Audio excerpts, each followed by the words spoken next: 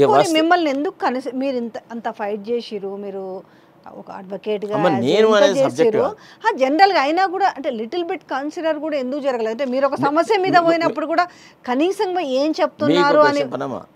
నన్ను ఆయన కన్సిడర్ చేయకపోవడానికి అనేకమైన కారణాలు ఉంటాయి. ఒకటి ఏమంటే రేవంత్ రెడ్డి గారికి ఎవరైతే తెలుగుదేశం పార్టీని, తెలుగుదేశం ప్రభుత్వాన్ని, చంద్రబాబు నాయుడును విమర్శించారో వాళ్ళని ఆయన ఇష్టపడాడు. తెలుగుదేశం బ్యాక్గ్రౌండ్ ఉండాలి, తెలుగుదేశం పట్ల సాఫ్ట్ కార్నర్ ఉండాలి, తెలుగుదేశంలో ఎప్పుడో ఒక దశలో ఈయనతో పాటు పనిచేసినటువంటి వాతావరణం ఉండాలి. నేను అదే కల్చర్ నుంచి వచ్చినాను. I'm a product of Eenadu. I have got very good links with Chowdharys, ఎన్నో ఉన్నాయి.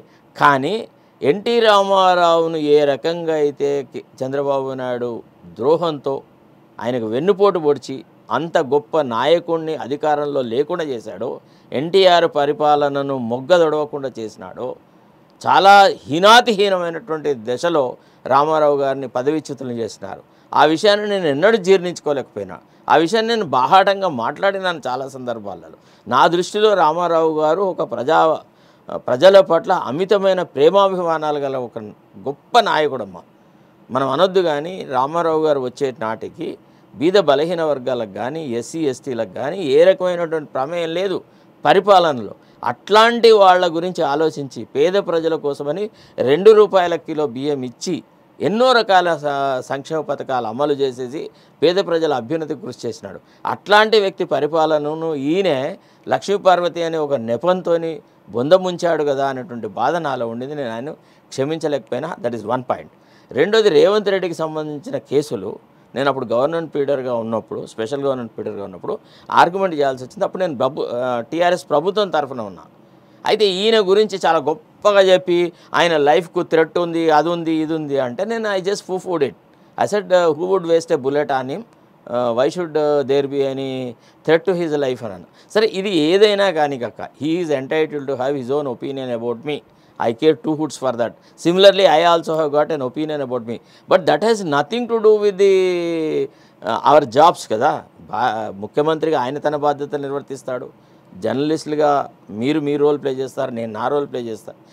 మనం చేసే విమర్శలో ఇది సద్విమర్శ అవునా కాదా, ఈ విమర్శలో కంటెంట్ ఎంత ఉంది, కరెక్ట్నెస్ ఎంత ఉంది అనే విషయాలను పరిశీలించకుండా కేవలం విజయారెడ్డి గారు కాబట్టి ఆమెను బీఆర్ఎస్తో జతగడతా, శరత్ కుమార్ కాబట్టి గాడిది కొడుకు ఏదో ఒక అడ్వకేట్ జనరల్ పోస్ట్ అడిగాడు అని.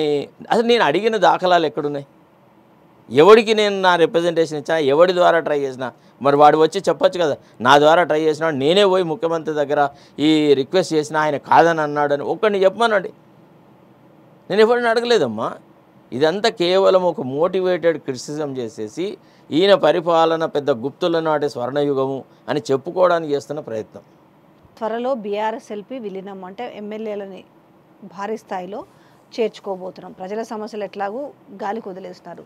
ఫోకస్ అంతా ఒకటి, ఒకవేళ బీఆర్ఎస్లో ఉన్న ఎమ్మెల్యేలు ఎవరైనా క్షణికమైన ఆవేశంతోనో లేకపోతే ఇమీడియట్ రాజకీయ ప్రయోజనాల కోసమనో ఒకవేళ వాళ్ళు కనుక కాంగ్రెస్ పార్టీలో చేరితే వాళ్ళు ఆత్మహత్య చేసుకున్నట్టే. ఎందుకట్లా? ఇప్పుడు ఇది ఎప్పటికి ఒకటే తీరు ఉంటుందా? ఇప్పుడు 6 మీద ముళ్ళు 12 మీదకి వస్తుందా రాదా? డెఫినెట్గా వస్తుంది. వస్తుందా రాదా? ఇప్పుడే పరిపాలనలోకి వచ్చిన 6 నెలల్లోనే ఇంత అసంతృప్తి మూటగట్టుకున్న ఈయన ఇంకెంతకాలము ముఖ్యమంత్రిగా ఉంటాడంటారు మీరు? ఈయనను ఈ తెలంగాణ ప్రజలు, కాంగ్రెస్ పార్టీ ఎంతకాలం భరిస్తుంది అంటారు మీరు? ఈయన మోయలేని భారం అమ్మా. He has become a liability to the party and also to the people of the state, honestly speaking. So కింద ఉన్న మంత్రులు దీని గురించి ఆలోచిస్తారా? అంటే ఒకటి వాళ్ళు ఏం చేస్తారు పాపం? ఇప్పుడు అట్లా కదండి, వాళ్ళు ఏం చేయకముందే వాళ్ళ నిజాయితీని శంకించేటట్టుగా వ్యవహారాలు చేస్తుంటాడు కదా. ఇప్పుడు ఎంతసేపు పాపం మొన్న వెంకటరెడ్డి గారు ఎప్పుడైతే మొన్నటి ఎలక్షన్ సందర్భంలో 10 సంవత్సరాలు రేవంత్ రెడ్డి గారే ముఖ్యమంత్రి ఉంటారు అని అన్నప్పుడు ఆ స్టేట్మెంట్ ఆత్మవంచనతో కూడుకున్నది. ఆయన ఎందుకు చెప్పాలి ఆ మాట? 10 సంవత్సరాలు ఈయనను ఉంటా అని అంటే అది ఈయన సొంత నిర్ణయమేనా? దానికి ఒక పార్టీ ఉంటుంది, ఎలక్షన్స్ ఉంటాయి, రకరకాల వ్యవస్థలు ఉంటాయి. ఇదేమో రాజరికమా? అవసరం కూడా ఆయనకు లేదు. అట్లాని ఈయన కంటే అర్హులు పార్టీలో లేరా అంటే అందరూ ఈయన కంటే అర్హులే. I tell you honestly. Every MLA is much more qualified than Revanth Reddy. కానీ ఆయన కూడా అదే ఆయన ఏమన్నాడు, నా సరిసమానులు నాతో పాటుగా క్వాలిటీ ఉన్నవారు లేకపోతే అర్హత ఉన్నవాళ్ళు కోమటిరెడ్డి వెంకటరెడ్డి అని చెప్పుకొచ్చిండు. అట్లెట్లే చెప్పగలడు? చెప్పిండు. అది చెప్పిండు, అదే ఆయన కాదు. That is all lack of common sense, political sagacity లేకుండా మాట్లాడే. అంటే మీకు ఎవరికి లేదు, మీరు అనవసరంగా మీరు నా కుర్చీ కోసం పాకులాడొద్దు, అయితే గీత వెంకన్నకుంటే తర్వాత చెప్పడానికి. మొదటి నుంచి నోటి దుర్దనమ్మ. ఆయన PCCI అధ్యక్షుడు అయినప్పటి నుంచి ఆయన ఇప్పటి వరకు మాట్లాడిన ప్రతి మాటలో అనాలోచితమైన వ్యాఖ్యలు, పూర్తిగా అవివేకంగా మాట్లాడాడు. ఆయన మొట్టమొదటే తనను తాను పెద్ద IPS ఆఫీసరు, మిగతా సీనియర్ లీడర్లు అందరినీ హోంగార్డులని అన్నాడు. గానాడే ఆయన తెలివెంతనో మనకు అర్థమైపోవాలి. అంటే అందరినీ కలుపుకొని పోయి పార్టీని ఆల్రెడీ సీనియర్ లీడర్ VH అంటున్నాడు. ఏంది ఇదా ఇందిరమ్మ రాజ్యము, రెవెన్యూ శాఖలో జరుగుతున్న అవకతవకలు? అది కదా, ఆయనే కాదు అందులో ఉండి కూడా చాలా మంది లోపల పెట్టుకున్నా కూడా ఆయన డిఫర్ అవ్వాల్సి వచ్చింది. అంటే బ్లాస్ట్ అయినాడు ఎవరు, VH. సహజంగా కాంగ్రెస్ భావజాలం గల వాళ్ళు, కాంగ్రెస్ పార్టీలోనే పుట్టి పెరిగిన వాళ్ళు, కాంగ్రెస్ని ఎనలేని ప్రేమతో చూసే వాళ్ళందరికీ రేవంత్ రెడ్డి ఎట్లా కనబడతాడంటే కబాబ్ మే హడ్డీ చేసా వినలేదా, అట్ట కనబడతా ఉన్నాడు. ఈయనను ఇంకా కూడా ఓనపవడం. ఇప్పుడు మీరు చూడండి, ఆంధ్ర వాళ్ళు రేవంత్ రెడ్డిని మా రేవంత్ రెడ్డి అంటున్నారు. తెలంగాణ వాడు ఎవడన్నా మా రేవంత్ రెడ్డి అనగా చూసారా?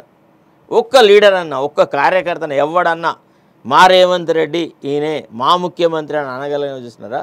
ఆయన ఐసోలేట్ చేసుకున్నాడు ఆయన ఓన్ బిహేవియర్ ద్వారా. ఆయన కూడా అనాలి కదా, నువ్వేమిస్తా తిరిగి వస్తుంది, నువ్వు లాస్ట్కి తెలంగాణ ఆవిర్భావ దశాబ్ది ఉత్సవాలలో కూడా ఆయన జై తెలంగాణ అనలేదు. అక్కడ కాదమ్మా, అసలు ఇప్పుడు తెలంగాణ కోసం అసూలు బాసినటువంటి ఎంతోమంది ఉద్యమకారులను సన్మానం చేస్తాం, వాళ్ళకు పెన్షన్ ఇస్తాం అని రకరకాలుగా మాట్లాడి కొంతమందిని తీసుకువచ్చినారు. మమ్మల్ని ఎందుకు తీసుకువచ్చినారు, మమ్మల్ని ఎందుకు పంపించినారు, మాతో ముఖ్యమంత్రి ఒక్క మాట కూడా మాట్లాడలేదు అని చెప్పేసి ఆ ఉద్యమకారుల ఎవరైతే ప్రాణాలు కోల్పోయినారో వాళ్ళ తల్లిదండ్రులు మాట్లాడినారు కదా.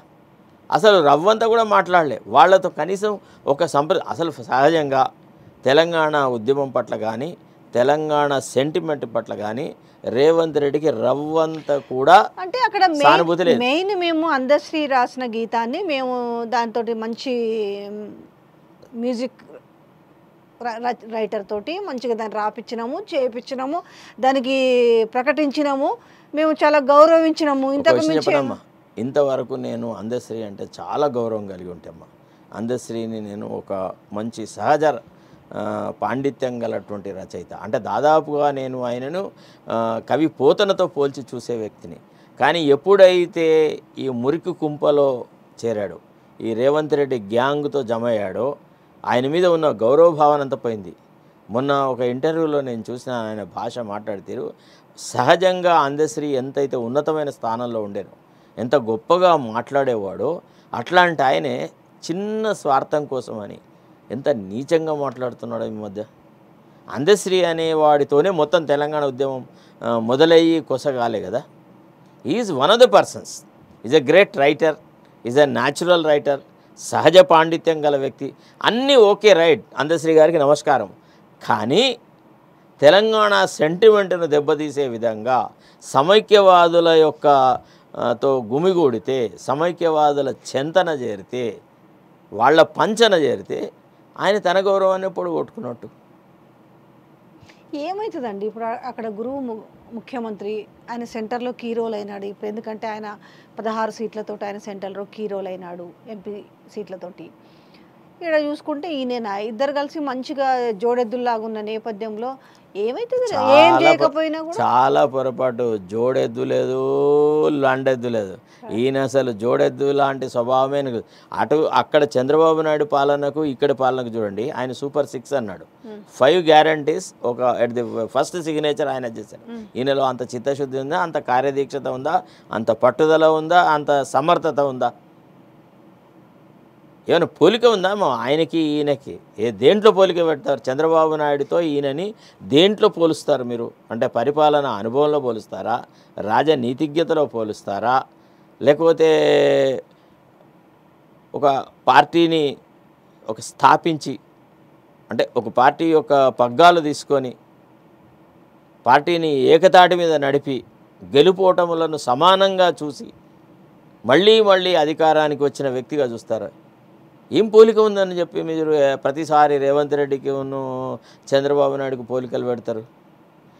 ఒక్కటి సమైక్యవాదుల యొక్క ఇంట్రెస్ట్ను ప్రొటెక్ట్ చేయడానికి, ఆంధ్ర వాళ్ళ యొక్క ఆస్తిలను కాపాడడానికి, ఇక్కడ ఆంధ్ర వాళ్ళ ఇంట్రెస్ట్లను ప్రొటెక్ట్ చేయడానికి రేవంత్ రెడ్డి అనేవాడిని ఒక పావుగా వాడుకుంటాడు చంద్రబాబు నాయుడు, అంతే.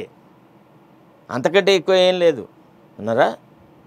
ఇక్కడ డెవలప్మెంట్ ఏమి అంత గాలికి వదిలేసి నా బోందవ డెవలప్మెంట్, నా బోకల్ ఇప్పుడు ఈ